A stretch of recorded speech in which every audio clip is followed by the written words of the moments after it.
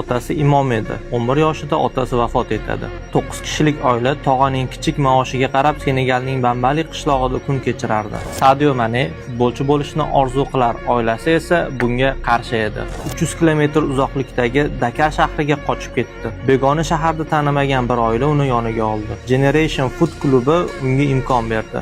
O'shanda 300 dan ortiq bola ko'rikka kelgandi. Menga bepisand qarashdi. Kiyimim eski, butsam yirtilgan edi. Menga haqiqatdan futbolchi bo'lishni xohlaysanmi deyshti.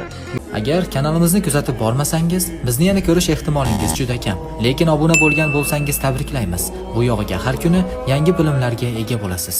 Maydonga chiqqach, fikrlari butunlay o'zgardi. 20 yoshida skautlar nazariga tushib Fransiyaning Metz klubi a'zosiga aylanadi. Keyin Avstriyaning Salzburg klubi uni 4 million yevroga sotib oladi. Southampton esa 23 millionga sotib oladi va keyin Liverpool afsonasiga aylanadi. Bavariyadagi qisqa faoliyatdan so'ng Ronaldoning jamoadoshiga aylanadi. O'shanda Mane bu transferni quyidagicha izohlaydi.